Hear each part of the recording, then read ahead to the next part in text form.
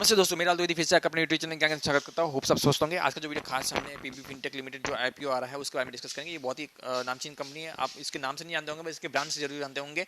उसका नाम है पॉलिसी बाजार और पैसा बाजार, राइट। और जो कंपनी के जो आईपीओ जो होने वाला है वो नवंबर 1 से स्टार्ट होने वाला है, नवंबर 3 के बीच में रहेगा। बुक बिल्ड इश्यू आईपीओ है, फेस वैल्यू ₹2 का शेयर है, ₹15 का एक लॉट है और 940 से 980 के बीच में इन्होंने अपना प्राइस में रखा हुआ है। इसके बाद आप इश्यू साइज देखेंगे तो कंपनी ने लगभग इश्यू साइज 5625 करोड़ का रखा हुआ है और फ्रेश इशू जो है 3750 करोड़ का है। ये जो कंपनी के हाथ में पैसा जाएगा और ऑफर फॉर सेल जो है इन्वेस्टर के हाथ में पैसा जाएगा वो 1875 करोड़ रुपए का है।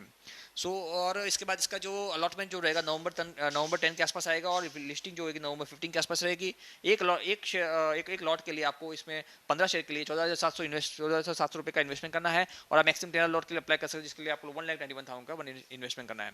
अगर हम रिजर्वेशन की बात करें तो क्यूआईबी के लिए 75% का इसमें रिजर्वेशन रखा हुआ है, एनआईएस के लिए 15% का रखा हुआ है और रिटेल के लिए 10% का रखा हुआ है।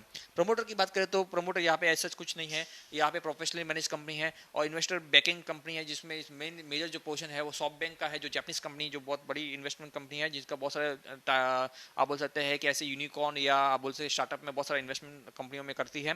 और कंपनी का अगर समझो बात करें तो पीबी फिनटेक जो है वो एक्चुअली इंश्योरेंस और लैंडिंग प्रोडक्ट्स में डीलिंग करती है अपने ऑनलाइन प्लेटफॉर्म के थ्रू, दोनों ऑनलाइन प्लेटफॉर्म के थ्रू। इसमें पहला जो ऑनलाइन प्लेटफॉर्म है वो पॉलिसी बाजार जो 2008 में लॉन्च हुआ था। इसका काम जो है आप बोल सकते हैं कि इंश्योरेंस के जो प्रोडक्ट्स है उसके रिलेटेड जो सर्विसेज है वो प्रोवाइड करनी है, जिसमें इन्होंने 51 इंश्योरेंस जो कंपनी है उनके साथ टाइप किया हुआ है और जो इसके इनके थ्रू वो लोग 340 जो है इंश्योरेंस प्रोडक्ट जैसे टर्म हो गया, हेल्थ इंश्योरेंस, मेडिकल है, सब ये सब प्रोडक्ट्स वो सेल करती है।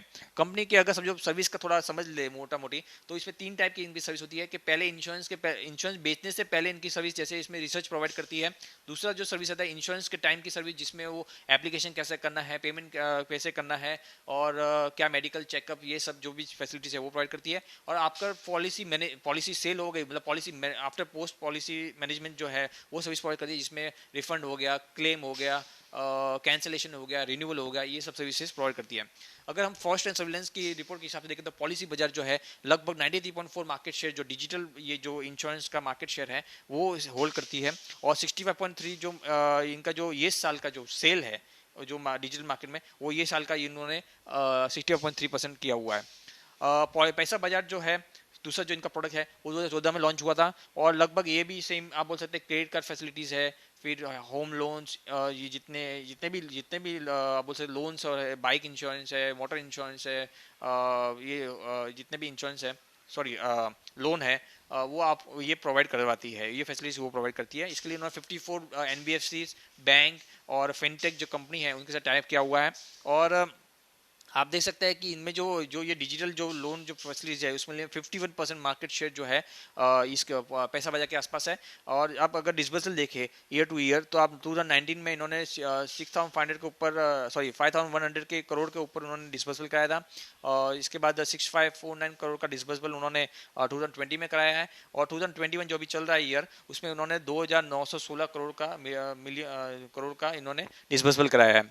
कंपनी की अगर हम स्ट्रेंथ की बात करें तो कंपनी बहुत ही हाईली ऑटोमेटिव कंपनी है, डिजिटल बेस्ड कंपनी है, इनका एग्जिस्टेंस इंडिया में बहुत जगह पे है, राइट। और कंपनी दिखती भी है, आप ऐड में देखेंगे तो बहुत सारा पॉलिसी बाजार, पैसा बाजार करो, अक्षय कुमार, आप समझ गए ना, तो वो इसमें आती रहती है।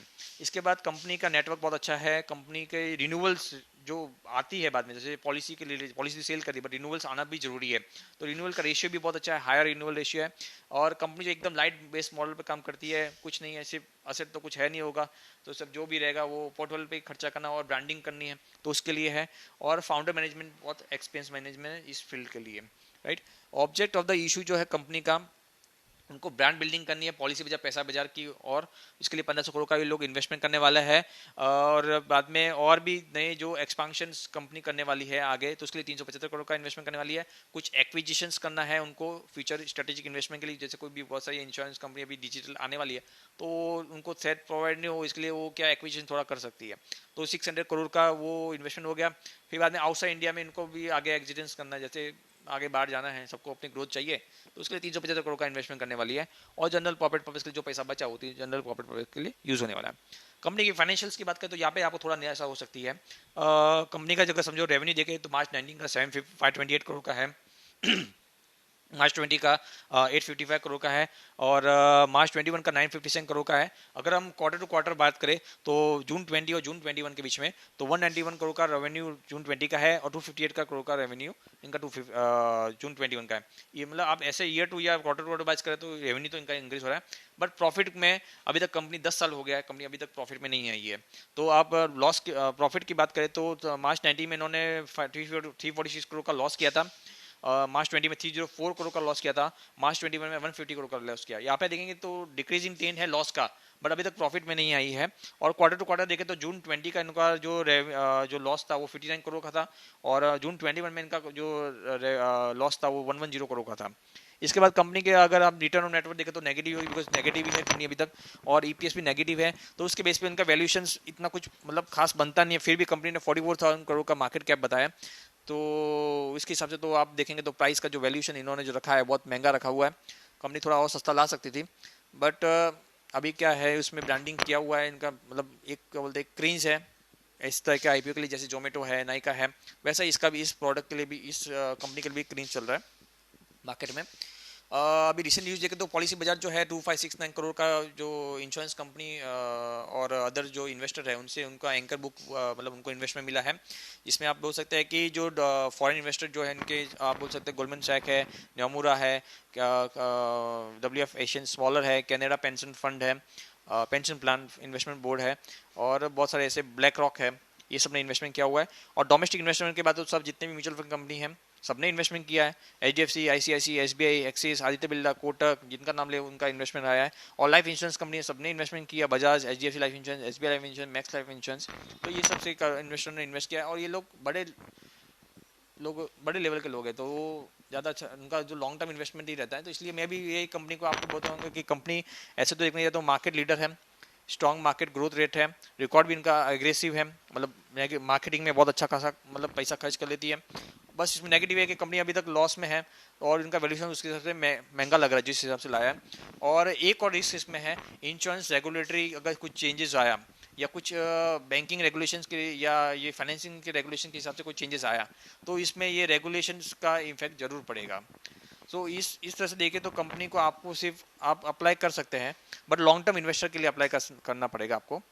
शॉर्ट टर्म के लिए अभी तक कंपनी जब तक प्रॉफिट में आई तब तक अनसर्टेन है कि कितना ये क्या करेगी, बट आपको लॉन्ग टर्म अगर आपको इन्वेस्टमेंट करना है तो सिर्फ लॉन्ग टर्म के लिए इन्वेस्टमेंट कीजिए, ना कि शॉर्ट टर्म। और इवन लिस्टिंग गेन के लिए भी आप नहीं कर सकते, बिकॉज थोड़ा रिस्क है इस कंपनी में।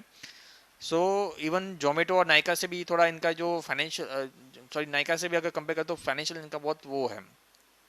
तो जरूर आप इन्वेस्टमेंट कीजिए, बट लॉन्ग टर्म इन्वेस्टमेंट के लिए। बाकी आपको शॉर्ट टर्म या लिस्टिंग गेन के लिए इन्वेस्टमेंट करना है तो आप अपने फाइनेंशियल एडवाइजर और आप अपने रिस्क पे कीजिए, और आपके पास अगर एक्सेस कैश है तो फिर कीजिए। सो होप सो आपको वीडियो अच्छी लगी होगी, तो आप जरूर इस वीडियो को शेयर कीजिए, और जरूर हमारे जो सब्सक्राइबर बटन है लाल कलर का बटन उसको जरूर सब्सक्राइब कीजिए, और जो घंटी बटन है वो तो जरूर सब्सक्राइब कीजिए ताकि आपको नोटिफिकेशन आती रहे, नहीं तो फिर वीडियो आपको देखने को नहीं मिलेगा। So thank you for watching this video. जय हिंद, जय Bharat. I appreciate your time.